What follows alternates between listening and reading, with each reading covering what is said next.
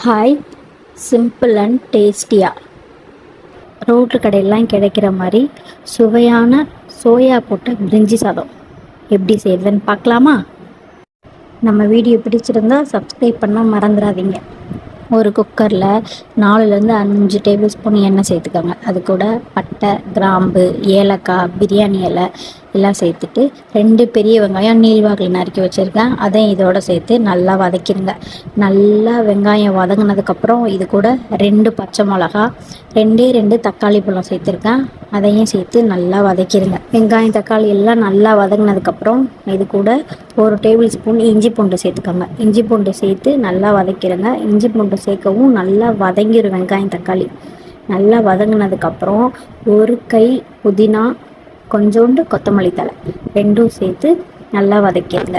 இது வதக்கிட்டு பிரியாணி பொடி சேர்த்துக்கோங்க. 1 table spoon, garam masala 1 table spoon சேர்த்துக்கோங்க.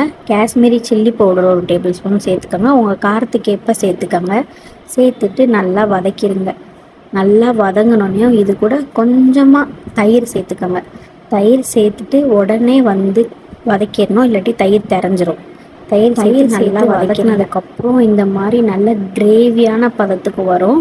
இந்த மாதிரி வந்ததுக்கப்புறம் நம்ம சுடுதண்ணியில் போட்டு எடுத்து வச்ச மீல் மேக்கரை இது கூட சேர்த்துக்கோங்க. சேர்த்து நல்லா வதக்கிடுங்க. மீல் மேக்கரை போட்ட உடனே தண்ணி ஊற்ற வேணாம். மீல் மேக்கரை அந்த கிரேவியோட நல்லா வதங்கட்டும். நான் இன்றைக்கி 1 டம்ளர் பாஸ்மதி ரைஸ் எடுத்திருக்கேன். அதை நான் அரை மணி நேரத்துக்கு முன்னாடியே ஊற வச்சுட்டேன். 1 டம்ளர் பாஸ்மதி ரைஸுக்கு நான் 2 டம்ளர் தண்ணி ஊற்றுறேன். தண்ணி சேர்த்துட்டு நம்ம ஊற வச்சிருந்த அரிசியையும் இது கூட சேர்த்துக்கோங்க. தேவையான அளவு உப்பு சேர்த்துக்கோங்க. உப்பு சேர்த்துட்டு நல்லா ஒரு தடவை கிளறி விட்டுருங்க. கிளறி விட்டு குக்கர் மூடி போட்டு லோ ஃப்ளேமில் ஒரே ஒரு விசில் மட்டும் விட்டு எடுத்துக்கோங்க. ப்ரெஷர் ரிலீஸ் ஆனதுக்கப்புறம் குக்கரை ஓப்பன் பண்ணி பார்த்தீங்கன்னா சிம்பிள் அண்ட் டேஸ்டியான ஸ்ட்ரீட் ஃபுட் பிரிஞ்சி சாதம் ரெடி ஆயிரும்.